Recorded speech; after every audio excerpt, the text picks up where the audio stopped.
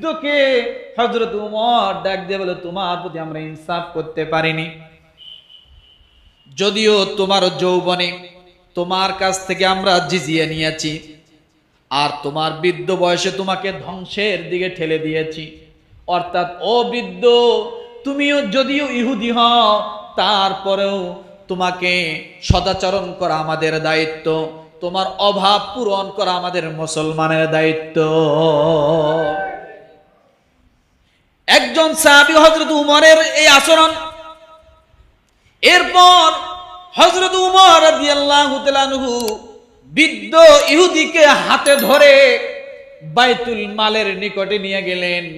যাওয়ার পরে বললেন, তুমি আর হাত পাতবা না, এই যে বাইতুল মাল থেকে তোমার জন্য বরাদ্দ করলাম, আর প্রতি মাসে এসে এসে তোমার বরাদ্দর বাকিটুকু তুমি প্রতি মাসে নিয়ে যাওয়া।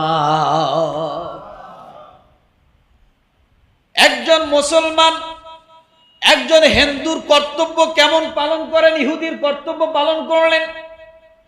একজন ইহুদির হক রয়েছে মুসলমানের কাছে, এই শিক্ষা দিয়েছেন আমার রাসূল, এই শিক্ষা দিলেন আমার আল্লাহ, এই শিক্ষা শিখে গেলেন রাসূল, এই শিক্ষা বাস্তবায়ন করলেন সাহাবায়ে কেরাম। কথা ঠিক কিনা? ও মুসলমান, এই জন্য আমরা এইগুলা থেকে সব সময় শিক্ষা নিব। অমুসলিমদের উপাস্যকে আমরা কখনো গালি দিব না। দ্বিতীয় নাম্বার, তাদের জানমালের সুরক্ষায় আমরা সব সময় অটল থাকব।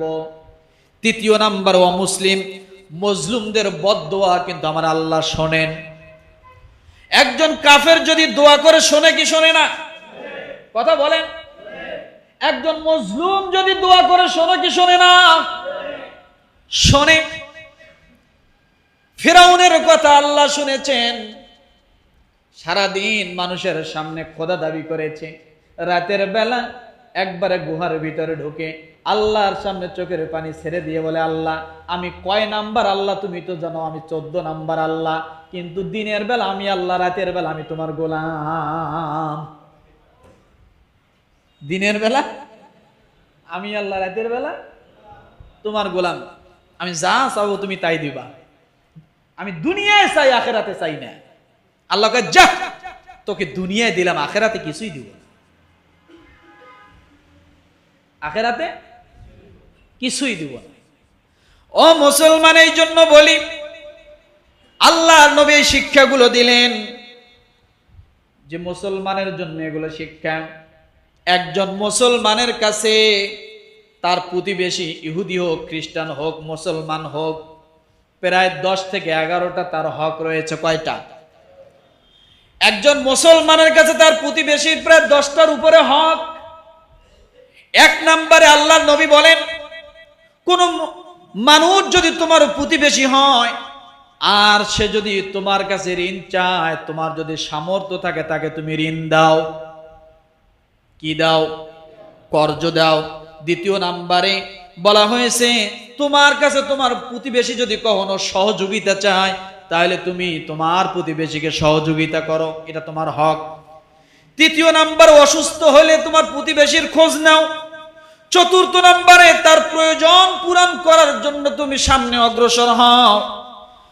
5 নম্বর, অভাবী হলে তার অভাবকে নিধন করার জন্য তার জন্য তুমি চেষ্টা করো। 6 নাম্বার, ভালো কিছুতে যদি তুমি তার ভালো কিছু দেখো তাহলে তুমি তাকে শুভেচ্ছা জানাও। 7 নম্বরে বিপদে সান্ত্বনা দাও। কি দাও?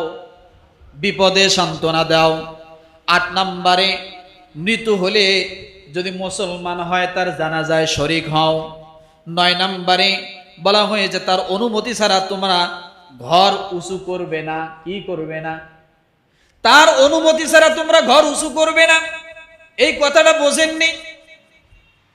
একজনের বাড়ি নিচে আছে, আপনি হঠাৎ করে তার পাশে বাড়ি করলেন বিশাল উঁচু করে, আপনার বাড়ির সব পানিগুলো তার বাড়িতে যায় ডুবিয়ে দেয়। আছে না নাই? 1 ফিট জায়গাও রাখলেন না, আপনার টিনের চালের পানি তার টিনের চালের উপরে পড়ে, এমন মারামারি বাংলাদেশে আছে না নাই? আল্লাহ বলেন, এমন ভাবে তোমরা ঘর বাড়ি করিও না, তার সঙ্গে সমঝোতা করে, তার সঙ্গে পরামর্শ করে ঘর করো, যাতে তোমার প্রতিবেশীর ঘর বাড়িতে কোনো ক্ষতি না হয়। ইসলাম এগুলো শিখায়। ইসলাম কি এগুলো শিখায়। এরপরে প্রতিবেশীর হক। রসুল বলেন, তোমরা যদি ভালো কোনো খাবার রান্না করো তাহলে একটু ঝোল বা একটু খাবার বাড়িয়ে দিও, যাতে তোমার প্রতিবেশীকে একটু খাবার, ভালো খাবারটা একটু পৌঁছায় দিতে পারো তার বাড়িতে। সেটা হোক হিন্দু, হোক বৌদ্ধ, হোক খ্রিস্টান, প্রতিবেশী হলেই হয়েছে। এখানে প্রতিবেশীর কথা বলা হয়েছে, শুধু মুসলিম উল্লেখ করা হয়নি। কথাটা বোঝেননি?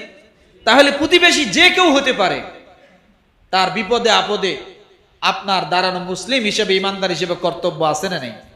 কথা বলে। তাহলে ইসলাম সবসময় এটাই শেখাচ্ছে, অন্যের প্রতি সহানুভূতিশীল হওয়া।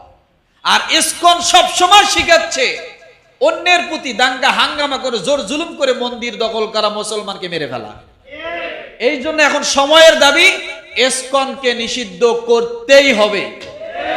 আরো জোরে বলেন, আমাদের দাবি কি? ইসকন নিষিদ্ধ করতেই হবে। কারণ ইসকন হিন্দুদের সংগঠন না।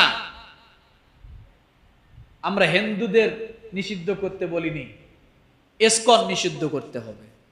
কারণ ইসকন এদেশের সহজ সরল মানুষগুলোকে ধোঁকা দিচ্ছে। তাহলে এ দাবি আমাদের থাকবে তো ইনশাআল্লাহ? থাকবে তো ইনশাআল্লাহ? আল্লাহ তাআলা আমাদের সকলকে সঠিক ইসলাম বোঝার জন্য তৌফিক দান করুক। আমিন। ওয়া আখির দাওয়ানা আনিল হামদুলিল্লাহি রাব্বিল আলামিন।